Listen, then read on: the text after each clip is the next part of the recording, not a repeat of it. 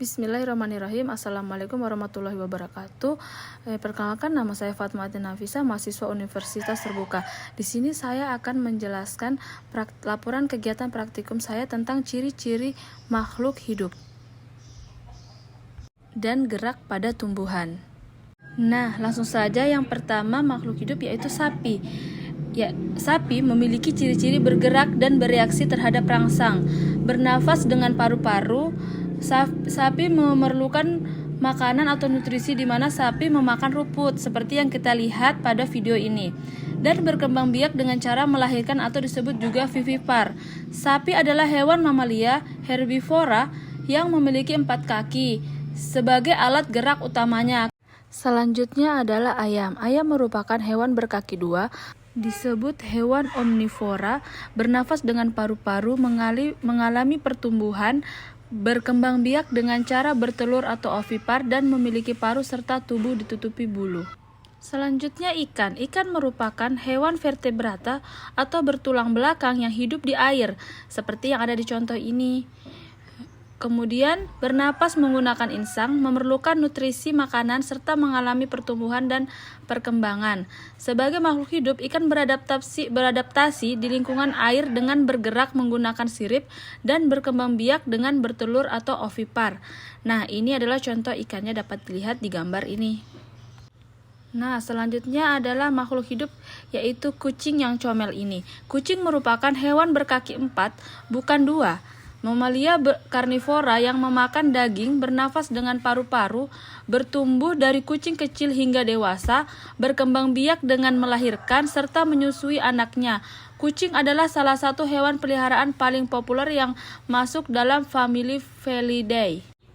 Nah, selanjutnya adalah burung yang dapat dilihat di dalam sangkar ini. Ini adalah burung cucak hijau, salah satu jenis burung cucak hijau.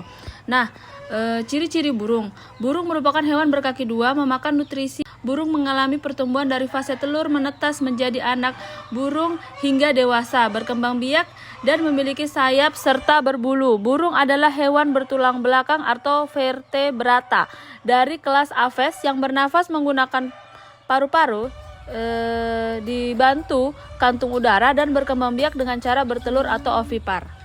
Selanjutnya adalah ciri-ciri makhluk hidup pada tumbuhan. Yang pertama adalah pohon jambu.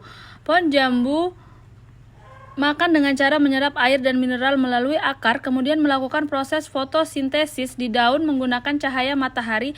Sebagai makhluk hidup, pohon jambu bergerak pasif, tumbuh ke arah cahaya, bernafas lewat stomata, lentisel, serta tumbuh dan berkembang biak melalui biji generatif atau cangkok atau stek vegetatif. Selanjutnya adalah pohon bunga sepatu.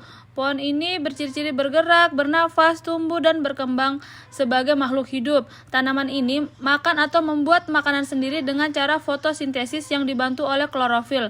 Bunga sepatu bergerak mengikuti arah cahaya matahari atau fototropisme. Selanjutnya adalah pohon pisang. Pohon pisang adalah makhluk hidup yang memiliki ciri-ciri biotik. Mereka bergerak, bernafas, tumbuh, dan makan. Pohon pisang ini tumbuh dari tunas di akar atau akar rimpang menjadi besar, berbunga atau jantung pisang, dan berbuah mengikuti arah cahaya matahari, bernapas menggunakan stomata atau mulut daun pada daunnya untuk bertukar gas.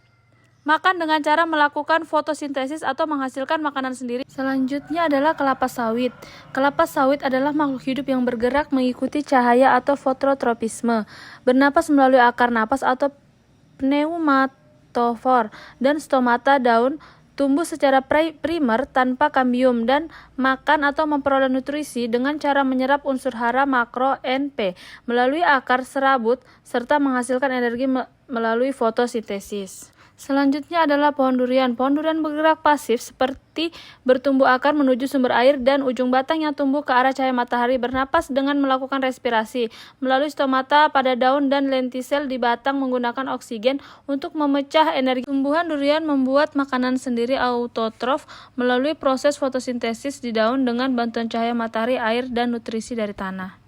Dari hasil penelitian saya dapat disimpulkan bahwa dari ke-10 makhluk hidup semuanya bergerak, tetapi tumbuhan bergerak secara pasif atau terbatas pada bagian tertentu atau pertumbuhan. Sebaliknya, hewan bergerak secara aktif, menggunakan alat gerak otot dan rangka yang memungkinkan mereka berpindah tempat atau lokomosi seperti berjalan, berlari, terbang, atau berenang. Dari ke-10 makhluk hidup yang saya amati, semua bergerak. Kemudian semua makhluk hidup membutuhkan nutrisi makanan, berkembang biak, tumbuh, dan bernafas dengan cara yang berbeda.